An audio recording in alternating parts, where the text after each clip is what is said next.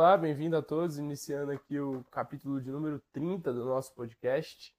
Podcast Eu e Meu Avô, em que, como o nome diz, participa eu, Arthur Neves, e meu avô, Edson Saraiva. Nós estamos estudando o livro Cartas de um Diabo a Seu Aprendiz, do C.S. Lewis, e hoje nós vamos estar fazendo o estudo da carta número 25 desse livro.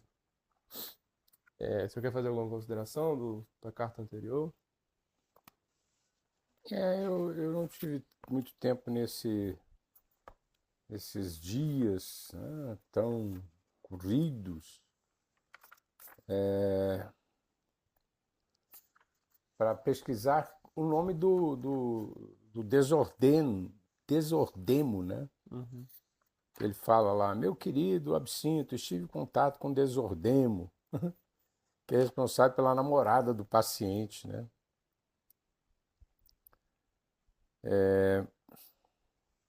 E ele faz uma crítica aqui a esses grupos muito fechados, porque ele considera que quem não esses grupos muito fechados, até de católicos ou evangélicos ou de espíritas, que os que estão fora são do demo, né? E não, são bastante estúpidos e ridículos, né? Mas ele traz que esse aspecto de ignorância, né, da namorada do é uma ignorância assim muito ingênua, né? É um orgulho espiritual tão pequeno, né? Uma coisinha bem que facilmente pode ser mudada ao longo dos anos, que a vida então, a realidade, meu velho, a realidade é muito forte. E ele coloca uma coisa interessante, que o principiante, o que entra para o grupo, é o que exagera. Muito interessante isso, né? É, uhum. E ele, ele comenta que o rapaz é um jovem bárbaro, né? E que ele deve laçá-lo, né? Trazer para dentro desse grupo, né? E que elas realmente fazê-lo perceber que elas finalmente ele encontrou as pessoas que são do seu tipo, né? Sem nem lembrar do passado dele, né? E ficar dizendo internamente o quantos nós cristãos somos diferentes, né?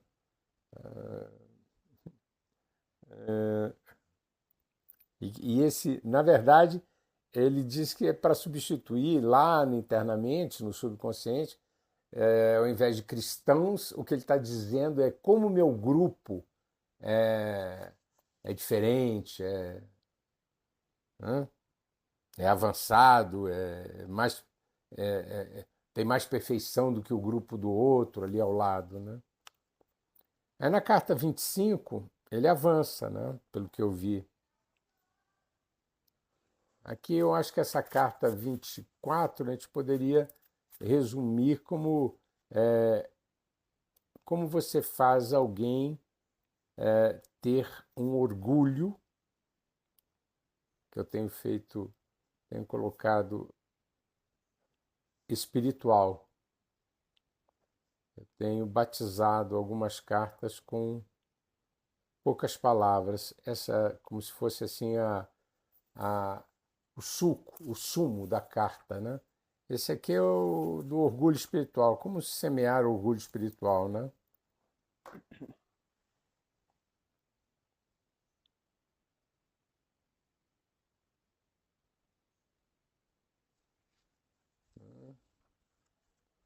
É, o cristianismo seria uma religião para iniciados, né? Interessante, eu estava lendo, um dia desse eu leio de vez em quando algumas coisas bem diferentes, né? Estava lendo a até li o livro, né? Sobre Carlos Magno, né? E Alcuino de York, que começaram, que hoje propriamente já não é mais, né? Até o início do século XX, o sistema educacional europeu, né? O sistema educacional no Brasil tinha muito que a ver com a escola de Alcuin de York, né? Que as catedrais, as escolas, as cátedras, né? Que eram, nasceu desse termo, das catedrais, né? E eles justamente falando sobre como era Cassiano, por exemplo, que era ele trazia algo muito fechado, né? Que ficava numa elite, né? E Alcuino abriu, né? Alcuino teve era um monge, né? Um erudito que Carlos Magno chamou para ser como ministro da Educação do Império Carolíngio. Aí tem toda uma história dos francos com os gauleses e tal. E ele então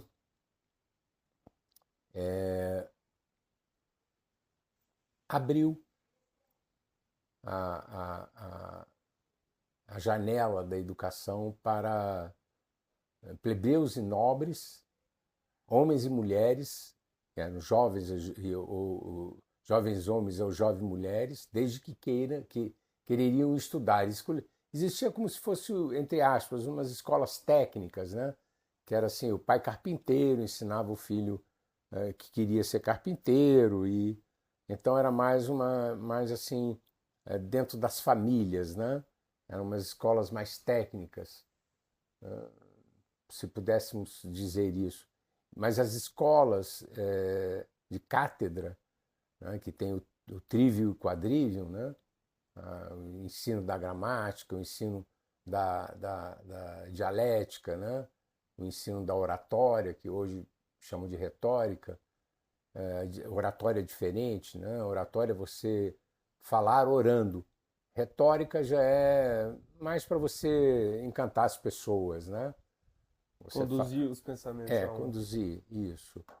E aí o Alcuino ele abriu, né? E depois aí depois desse trivium, vinha o quadrivium. Se quem quisesse continuar, ia aprender aritmética, geometria, né? A astronomia barra astrologia. A astrologia existe, a astrologia cristã, né? Isso é um ponto que é muito obscurecido pelos católicos modernos, mas havia, né? Dentro da Igreja Católica havia uma astrologia, né? E até a Concreta, né? Que é uma editora católica, está publicando 2 grandes livros sobre astrologia cristã, né? Muito interessante isso, rompeu uma barreira, né? E a música, né? Seriam os 4 grandes pilares do quadrívio, né? Isso tem uma, uma verossemelhança com algumas coisas que foi Santo Agostinho que disse, que como era o ensino, até hoje eu não consegui chegar, né? Apesar de pedir a Hebreus, como era o ensino na época de Salomão, né? O ensino praticado no templo. Tinham esses 7 pilares, né? Interessante, né? Mas eu não consegui ainda nenhum texto sobre isso. Talvez na Etiópia, mas aí a Deus pertence, né? Ou no Vaticano, né? O Vaticano tem quilômetros de textos recolhidos lá, né? E só coloco que agora o Vaticano tá numa situação, né? Eu respeito muito o catolicismo, mas chegou num momento muito sério, né? A carta 25. Meu querido Absinto, o verdadeiro problema dessas companhias com as quais o seu paciente convive é que são simplesmente cristãs. Isso aí é o grande problema. Está convivendo com cristãos. Todos eles têm interesses individuais, é claro, mas o laço que os une continua sendo o cristianismo puro e simples, né? E aqui tem uma coisa muito interessante, né, que no livro do Peter Kelder, que ele faz, que é do Como Vencer a Guerra Cultural, ele faz uma... Eu não sei se aconteceu mesmo, mas é um diálogo entre ele e um espiritualista, né?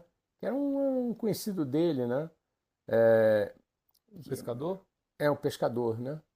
Que era um filósofo amador e tal, que eles vinham conversando sobre livros até que ele falou sobre C.S. Lewis.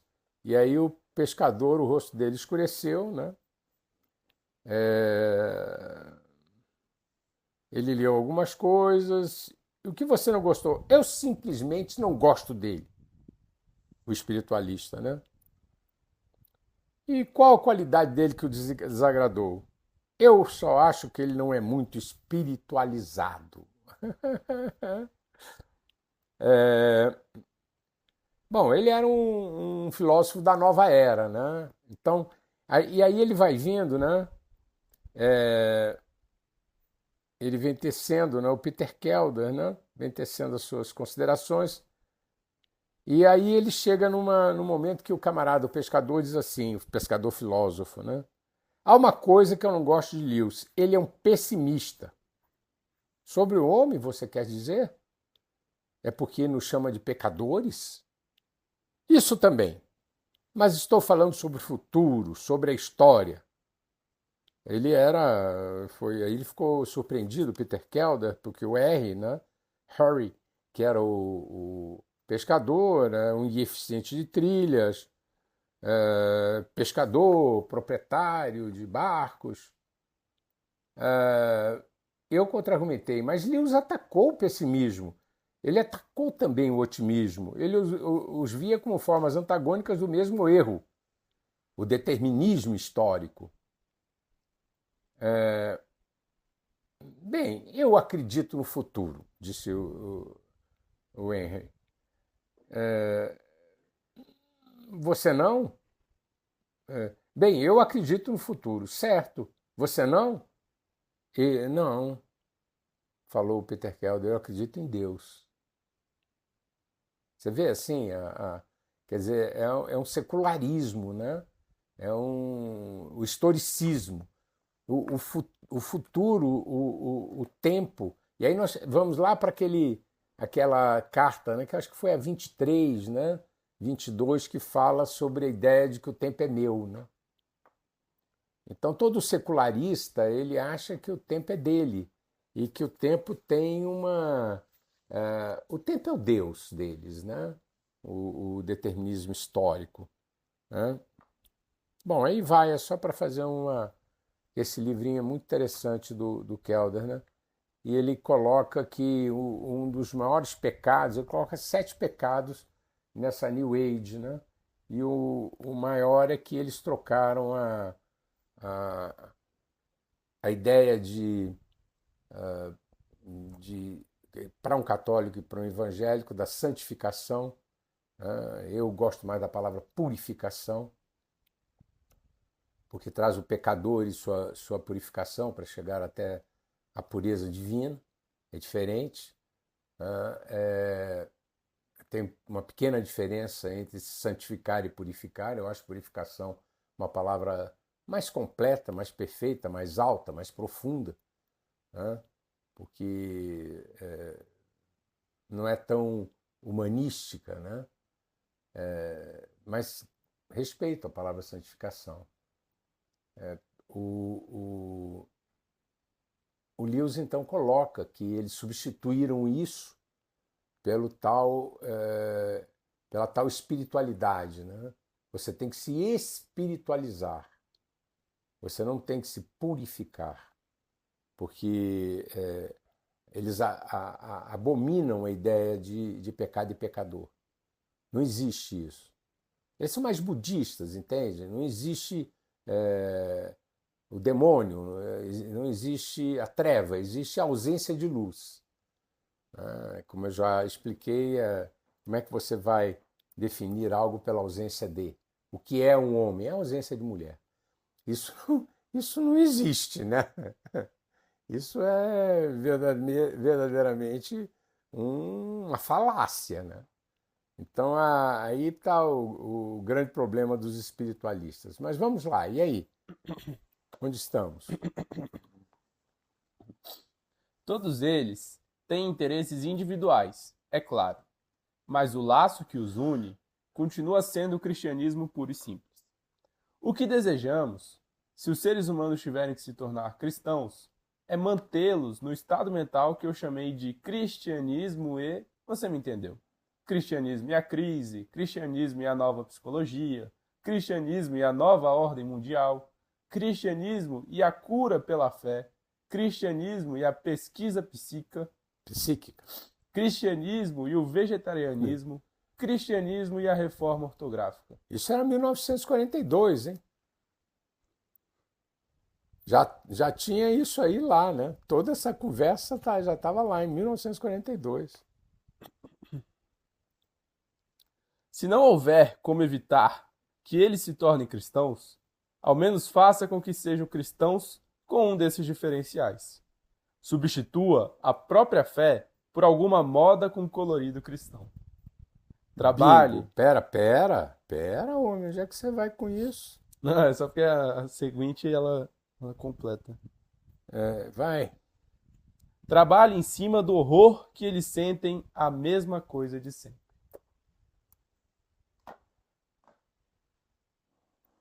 É crase. A mesma coisa de sempre. Quer dizer, é um TikTok da fé, né? Um quadrinho do Instagram, você vai rodando aquele quadrinho, né? O cristianismo e o vegetarianismo. Aí enjoou, aí você vai para o cristianismo e a nova ordem mundial. Aí a cura pela fé, cristianismo e a pesquisa psíquica. E a reforma ortográfica, o cristianismo e a nova psicologia. Pronto, aí você vai mudando ali como se fosse um TikTok da fé, né? Um TikTok cristão. Né? E você se acha altamente cristão porque você conhece toda essa barafunda. Né? Porque é um horror de você ter o que hoje é muito difícil. É foco. Concentração. A mesma coisa de sempre. O Olavo de Carvalho fala, ele tinha esse, ele começou com o rosário, né? E eu não consegui até agora. Eu tenho ali um. E você rezar, orar todo dia, para você conseguir com isso ter foco, concentração no divino. Claro, teu pensamento vai tentar fugir, o tempo todo é aquela luta. Né? O pensamento foge, você chama ele. Né? É um treino. Né? E treinar com a busca pela presença de algo maior. Você buscar algo maior para se apresentar em você. Né? Nós perdemos um tanto disso. Vamos lá. O horror, a mesma coisa de sempre, é uma das paixões mais valiosas que produzimos no coração humano. Uma fonte infindável de heresias na religião, de desatino no aconselhamento, de infidelidade no casamento e de inconstância na amizade. Quer dizer, é algo com o tempo, né? Como você se coloca perante o tempo. Você vai buscar o tempo todo um novo tempo, ou você vai dentro do mesmo tempo buscar a eternidade. A mudança, você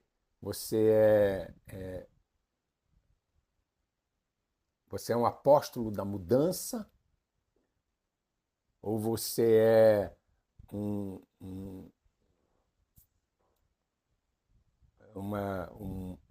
como eu vou te dizer, um contemplador, alguém que contempla o tempo com a sua eternidade, né? É mudança ou eternidade?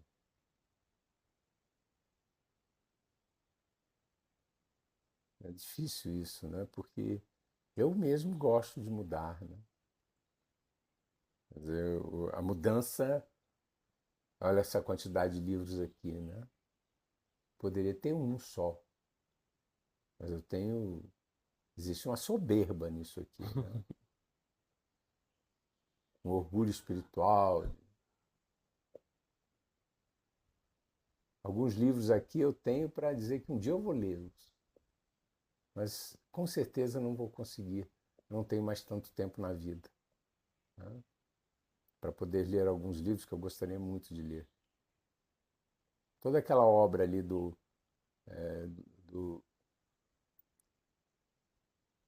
da literatura ocidental, né?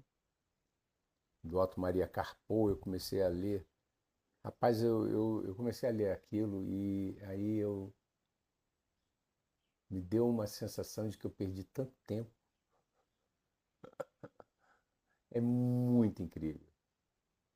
Ele, o Otto Maria Carpo era um poliglota. Ele era austríaco, né? Que chegou no Brasil novinho, né? E ele foi criado com mnemônica, né? Então, aqui, dezenas de livros, todos de cabeça. A mulher dele ficava impressionada. Ele escreveu aqueles livros, olha o tamanho daqueles livros, tem umas 400 páginas cada um, 2, 3, 4. Né? A Idade Média, a literatura da Idade Média, que ele descreve, rapaz, o que é aquilo? Tudo de cabeça, Arthur. Ele citava a bibliografia dele, a esposa dele não acreditava. Ele não ia lá consultar nada. Tinha uma biblioteca na cabeça dele. Tudo era na cabeça dele. Foi criado com mnemônica, que se perdeu, né? E essa garotada de hoje em dia não tem. Tá fraco. Tá muito fraco. E, e o resumo, né? Satanás, devagarinho, ele vai tirando palavras. E se você não tem palavras, tem ideias que você não consegue exprimi-las. Você não tem palavras para exprimir aquela ideia. Você intui aquela ideia, mas não tem palavras para exprimir. Por quê? Porque as palavras foram cada vez sendo mais resumidas. Quer dizer, a biblioteca de um jovem hoje de 10 anos de idade tem quantas palavras? Eu já li algo que o Osho, por exemplo, o Rajneesh, ele escreveu. Todos os livros dele são mais de 400, acredito. Eu vou até consultar isso. Com predominantemente mais de 90% eram 240 palavras, que ele as recombinava para e o povo comprando livro para ler a mesma coisa, com palavras diferentes, mas eram 200 e poucas. Esquisito, né? Eu vou perguntar para o chatinho GPT, é, o, GPT, né? 4, né? Comprei a licença do 4 e ele me auxilia, eu gosto, eu bato papo com ele. Tô treinando o meu dragãozinho, né? Meu malvado favorito também. Como treinar o seu dragão? Eu estou treinando o meu, vamos lá. Está sendo para mim um passatempo, né, de treinar o meu dragão. Os seres humanos vivem no tempo e experimentam a realidade de forma sequencial. Para vivenciar essa realidade de forma intensiva, portanto, eles devem experimentar muitas coisas diferentes. Em outras palavras, eles devem experimentar a mudança. E como eles têm necessidade de mudar.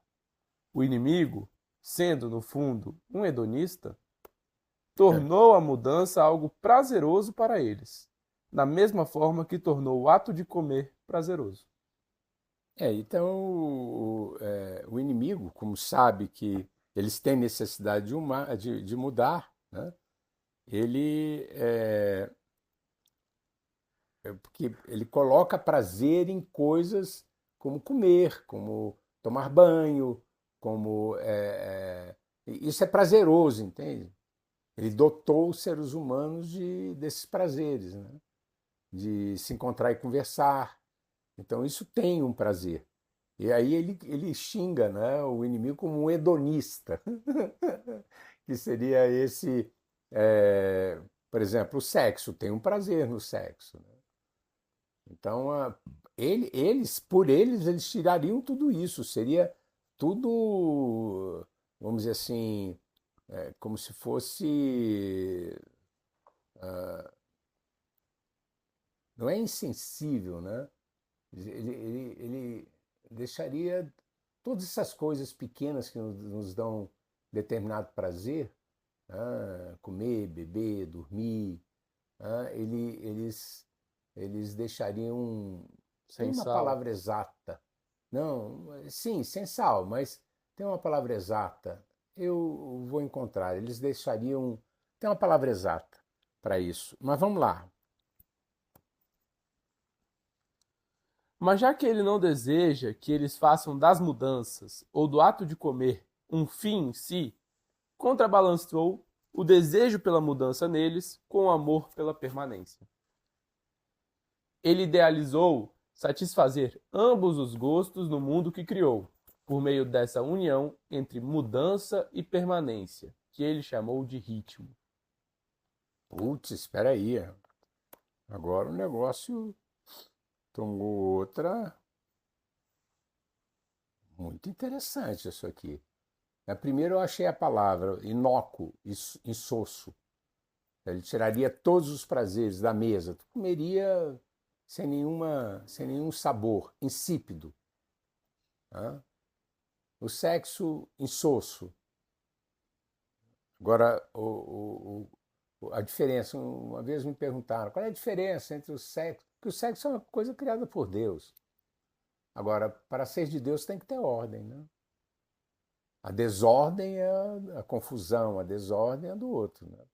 Para ser de Deus tem que ter ordem. Mas ele agora disse uma coisa aqui, ó. Ele idealizou satisfazer ambos os gostos no mundo, quer dizer, a mudança e a permanência, né? Que criou por meio dessa união entre mudança e permanência que ele chamou de ritmo. Vamos ver se ele avança aqui no que ele está querendo dizer. Ele lhes dá as estações do ano, cada estação sendo diferente da outra, e, ainda assim, sendo a mesma todos os anos. De modo que a primavera sempre é percebida como uma novidade, e, ainda assim, como a recorrência de um tema imemorial. Ele dá à sua igreja o ano litúrgico. Eles alternam os jejuns e os banquetes, mas se trata sempre do mesmo banquete que o anterior.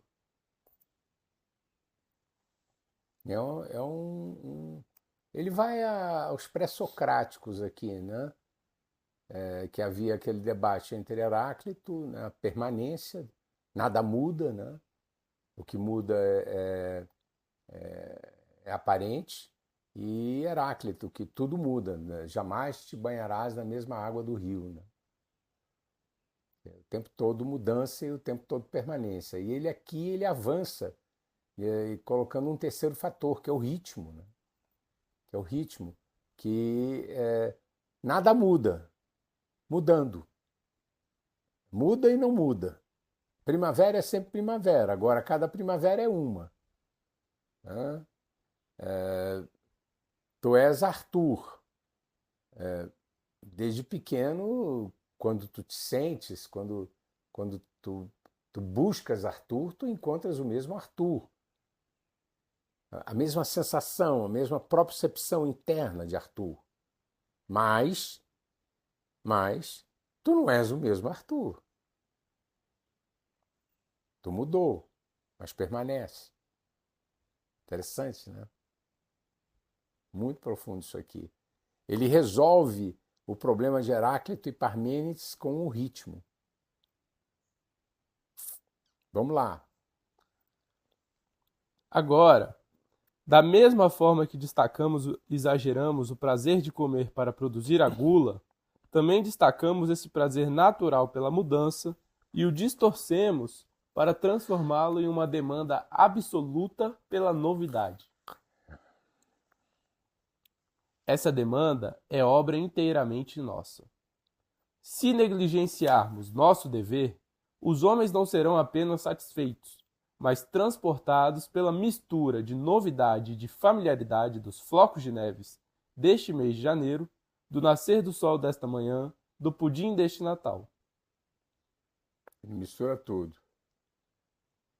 As crianças, pelo menos se influenciarmos em sua educação, ficarão perfeitamente contentes com uma sazonal rodada de jogos onde jogar bolinha de gude é seguido de pular amarelinha, com a mesma regularidade com que o verão é seguido pelo outono.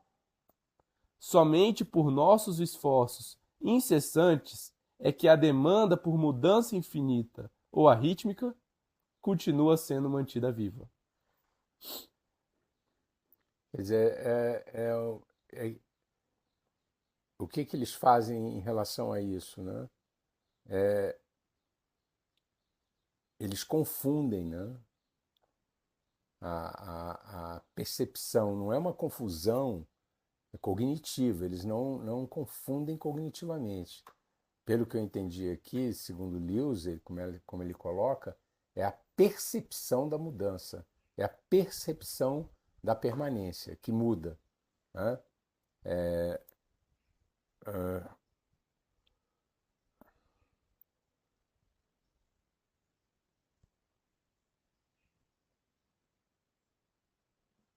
a demanda por mudança infinita ou arrítmica continua sendo mantida viva. Não há percepção, eles criam uma desapercepção de que primavera é seguida de outono, né?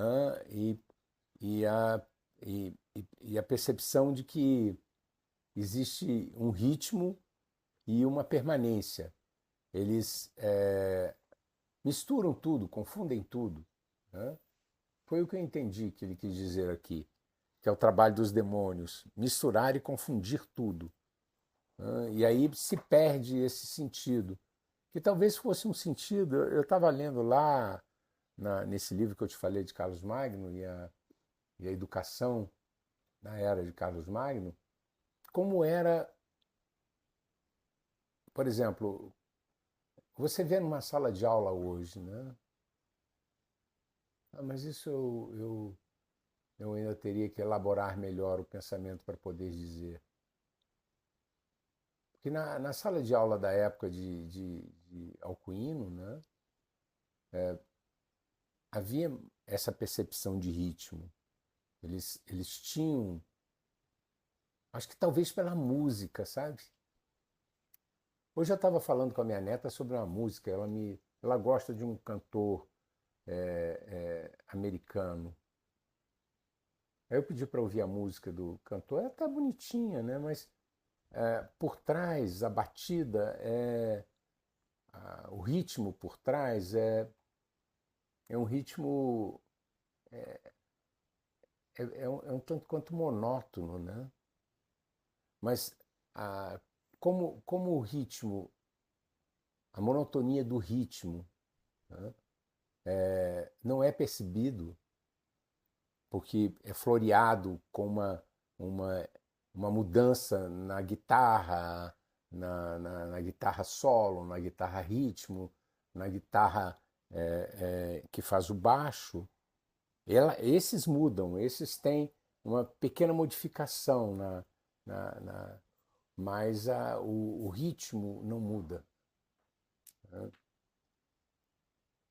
Não gera uma. Eu precisaria estudar muito mais música do que eu estudei para tentar entender isso, né? Porque são diversas camadas, né?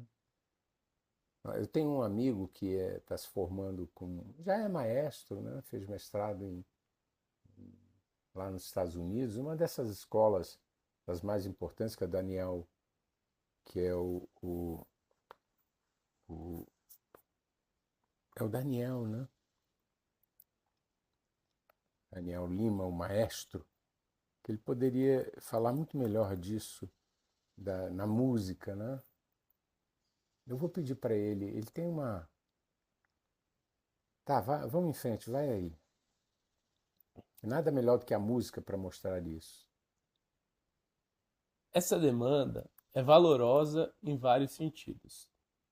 Em primeiro lugar, ela diminui o prazer ao mesmo tempo que aumenta o desejo. O prazer da novidade é, por sua própria natureza, mais sujeito do que qualquer outro à lei da redução de retornos. É o Daniel Lima, a pessoa. Além disso, a novidade continua. Acho que tem um erro de tradução de aqui. Além disso, a novidade continua. A novidade contínua custa dinheiro. De modo que o desejo vai então enunciar a avareza ou a infelicidade ou ambos. E, mais uma vez, quanto mais voraz for esse desejo, mais cedo ele tende a esgotar as fontes inocentes de prazer e passar para aquelas que o inimigo proíbe. Assim, exacerbando o horror da mesma coisa de sempre, recentemente talvez tenhamos tornado as artes, por exemplo, menos perigosas para nós do que jamais tenham sido. Decorrendo daí, o fato de os artistas mais refinados e os de apelo mais popular, serem igualmente atraídos todos os dias para excessos revigorantes de lascívia, de desmotivação, de crueldade e de orgulho. Viu? Ele voltou aqui uso de modas. Onde é que está? Diminui o prazer, aumenta. Veja, diminui o prazer e aumenta o desejo, né? Uhum. As modas, né? O prazer da novidade é, por sua própria natureza, mais sujeito do que qualquer outro à lei da redução de retornos.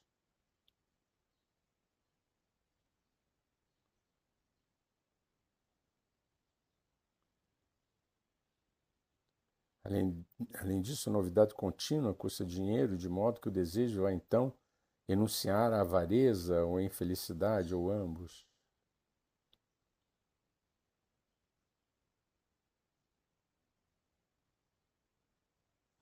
E essa troca do prazer pelo desejo, né? O prazer é algo que Deus nos deu, né? O prazer de comer. Agora, o desejo de comer é porta aberta para a gula, né? De uma maneira simplista. O prazer e o desejo. O prazer Deus nos deu, o prazer de comer.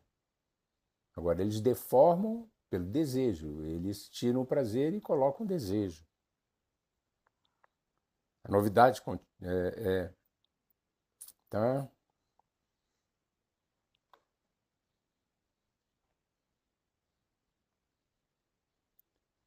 Aí, mais uma vez, quanto mais voraz for esse desejo, mais cedo ele tende a esgotar as fontes inocentes de prazer e passar para aquelas que o inimigo proíbe. Então, ao invés do prazer de comer, vai para a gula, né? Que é um pecado. Aí ele fala das artes. As artes eram muito perigosas, né? Para eles. E eles estão semeiam no meio dos artistas, né? Excessos revigorantes de lascívia. É a arte moderna, né?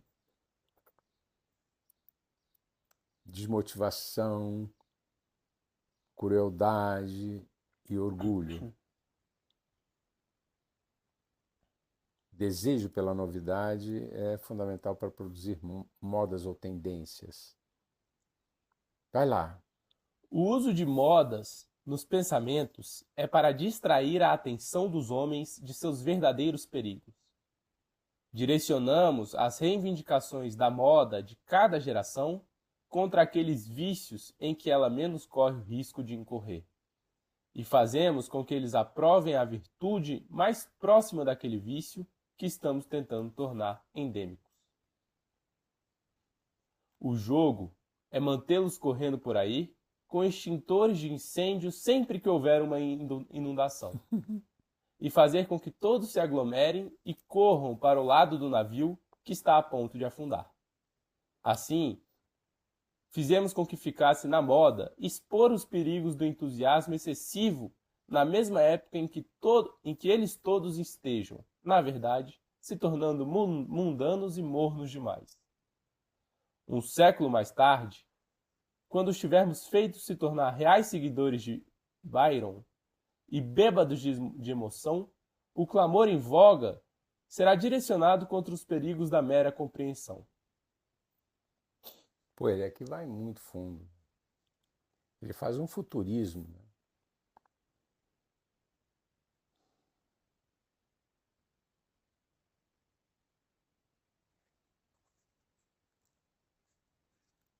Assim, direcionamos as reivindicações da moda de cada geração contra aqueles vícios em que ela menos corre o risco de incorrer. Então, cada geração, eles fazem como uma seleção dos vícios que eles vão, vamos dizer, inundar aquela geração daqueles vícios que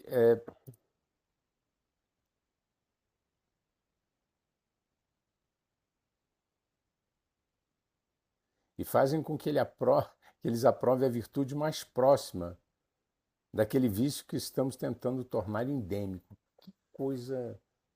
Assim, isso aqui é. Estou tentando buscar um exemplo para tentar entender isso aqui.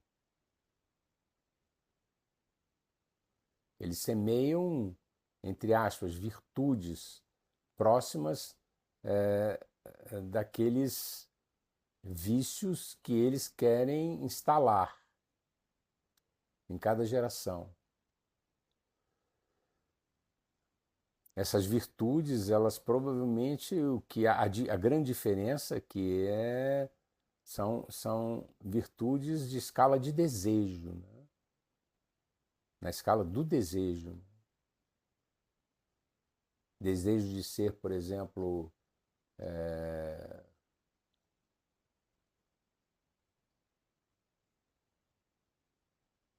um grande orador, por exemplo. Um desejo que seria como uma virtude, né? Uma pessoa ser um grande orador é uma virtude. Agora, é diferente do desejo de ser, porque tem um quanto de egoísmo uma egolatria muito grande, né? Não é por uma atitude de serviço, por um fim maior, é para um fim menor, que é eu por mim. Eu estou entendendo isso daqui. O jogo é mantê-los correndo por aí com extintores de incêndio sempre que houver uma inundação. O extintor de incêndio é para fogo, né? Eles semeiam a inundação e semeiam o extintor de incêndio. Seria como... vou usar semear uma virose endêmica, né? E blefar de que uma máscara esburacada a nível micro, né, que pode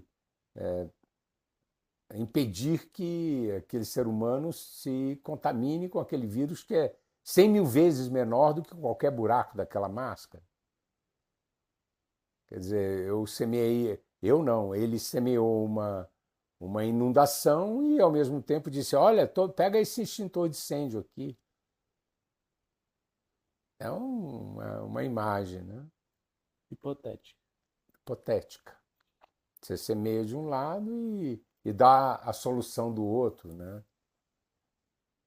A solução não resolve o problema que eles criam. Não resolve o problema que foi criado por eles mesmos, né? Vamos lá. Aqui quando eles falam os tivermos feito se tornar reais seguidores de Byron. Era eu não tenho muito conhecimento de Lord Byron, né? Lord Byron, pelo que eu sei, era um hedonista completo, né? Ele, ele era mais ligado a Marquês de Sade, né? Do que propriamente qualquer outro. Era prazer pelo prazer. Não, o prazer que ele estava falando aqui, né, o do Byron, é sexo por sexo, né? Uhum. Luxúria por luxúria. O Byron era o vício dele, Lord Byron, era luxúria. Eu sei, em resumo. Entendi. Os anos cruéis ficam em estado de alerta contra o sentimentalismo. Os irresponsáveis e preguiçosos contra tudo que os dignifica. Os lascivos contra o puritanismo. E sempre que todas as pessoas estiverem, com efeito, dando enormes passos para se tornar escravos ou tiranos, faremos do liberalismo o principal bicho-papão.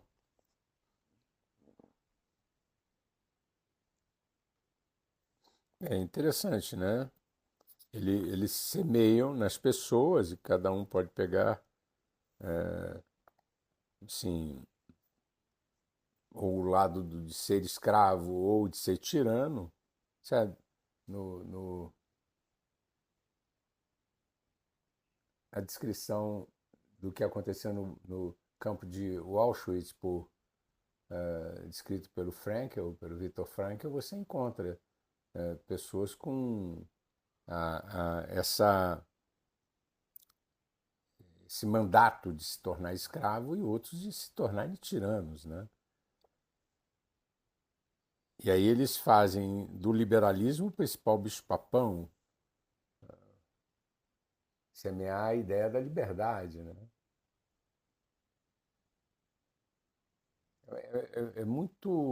São muitos fios, né? Ele está aqui colocando muitos fios. Tem até uma frase que eu acho que é do Huxley, que seria não é, não é um cristão, né? O Huxley era um humanista, né? Um tanto quanto ateu, mas ele tem uns momentos legais de, de sacação, né? O livro, o livro dele, Admirável Mundo Novo, né? Aqui, onde é que está, meu Deus? Uma frase do Huxley.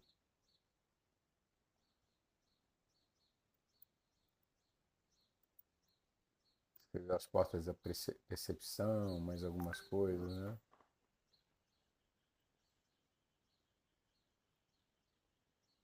Vai tocando.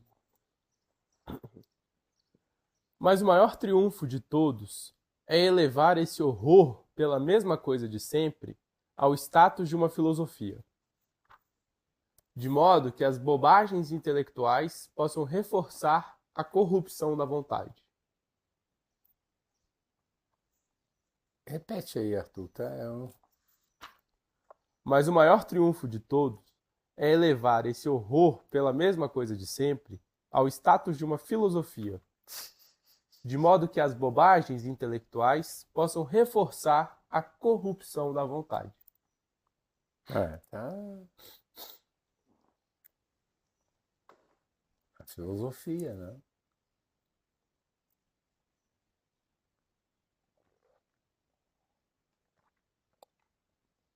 Eu acho que a escola de Frankfurt tem tudo a ver com isso aí, né? A frase seguinte.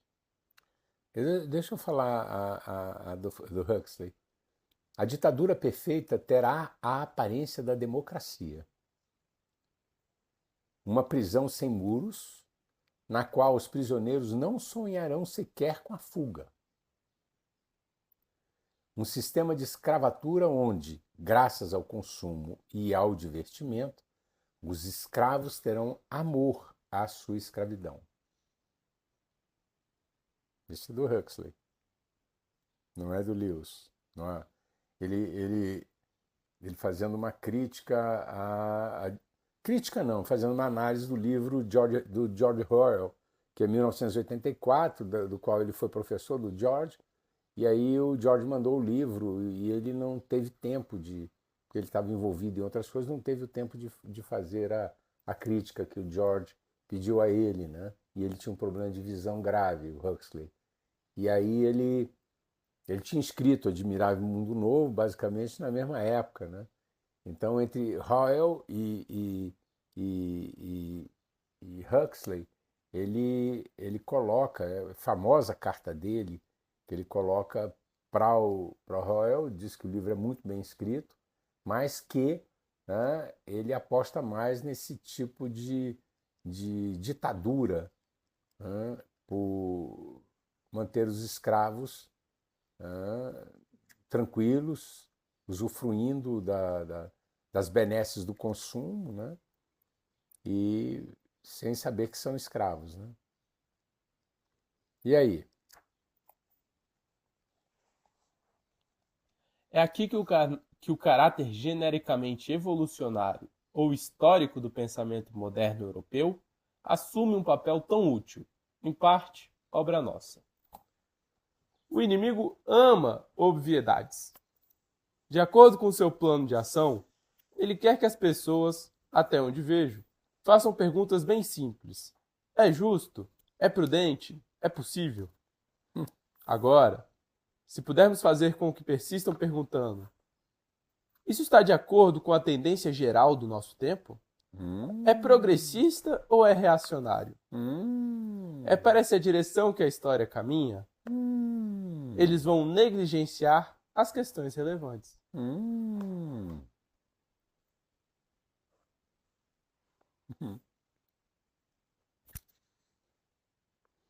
E as perguntas que eles realmente fazem, obviamente, não são respondíveis, pois eles não conhecem o futuro. E o que o futuro lhes reserva depende, em grande medida, precisamente dessas escolhas que os homens querem fazer com a ajuda de previsões futurísticas. As perguntas eternas, atemporais, permanentes, é justo? É prudente? É possível? É verdadeiro? É bom? É belo? Essas perguntas não.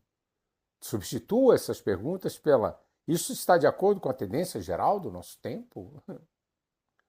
É progressista ou é reacionário? É aí que está essas perguntas que são perguntas impossíveis de responder, porque o tempo mesmo, o futuro não vai nos dizer. Hoje você vê, por exemplo, assim, por exemplo, há 40 anos atrás eu fiz a escolha de que eu ia ser monogâmico. Com o passar do tempo, eu sou um reacionário, né? Porque a monogamia ficou uma coisa de reacionários, né?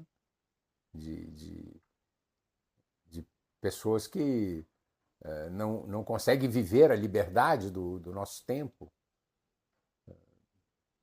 Por exemplo, eu como hippie, jamais fui um bom hippie, porque eu sempre procurei uma esposa para eu viver. E isso era uma escolha reacionária para hippies. Mas hoje, passado o tempo, né, eu sou a vanguarda. Eu, de um reacionário, por ter escolhido ter uma família, ter filhos, netos, eu sou a vanguarda. Eu sou o futuro da humanidade. Porque o restante não tem filho, não tem isso, não tem aquilo, tem cachorro. Agora tem plantas, né? Um filodendro. Então fácil de criar. Né? Então eu era um reacionário e me tornei a, a ponta. Me tornei o mais moderno, né? Porque escolhi o antigo. Né? Esquisito, né? Agora, mas perguntar se é bom desde que o mundo é mundo e vai continuar sendo bom. Isso. A consequência disso é que, enquanto as suas mentes estão vagando nesse vácuo, temos melhores chances de entrar e amarrá-las à ação que nós decidimos que realizem. E uma grande obra já foi concretizada. Outrora, eles tinham consciência de que algumas mudanças foram feitas para melhor, outras para pior, e outras ainda não faziam a menor diferença. Afastamos esse conhecimento em grande escala, pois substituímos o adjetivo descritivo imutável pelo adjetivo emocional estagnado. Olha, nós os treinamos para pensar no futuro como uma terra prometida, reservada aos heróis privilegiados, não como algo que todos conseguem fazer no espaço de tempo de 60 minutos por hora, seja o que for que se faça e de quem sejam. Quer dizer, é o ideal socialista, né?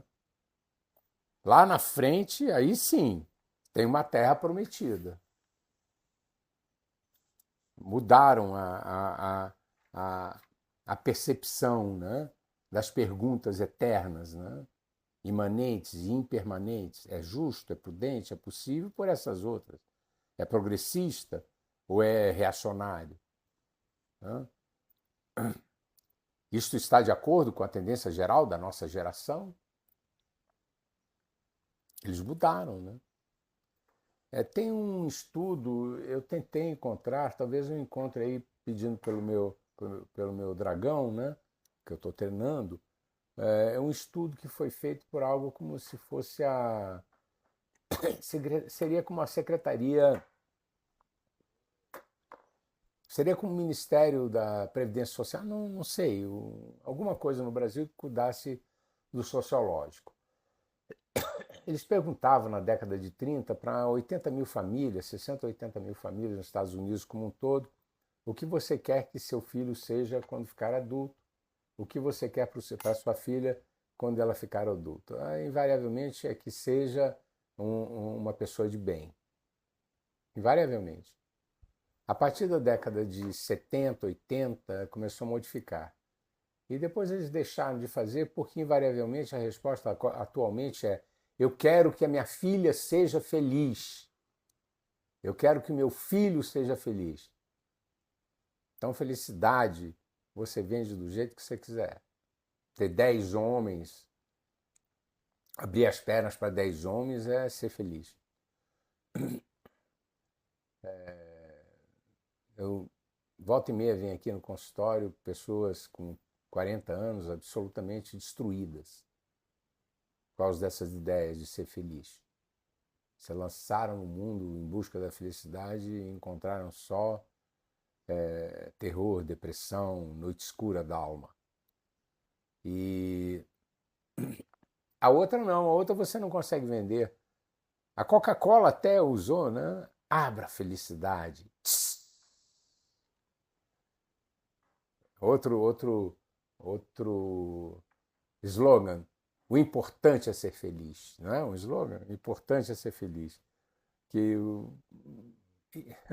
o resto pode ir tudo para o saco. O importante é eu ser feliz. Então, drogas, tem muita coisa no meio disso que eles modificaram, né? A percepção de vida.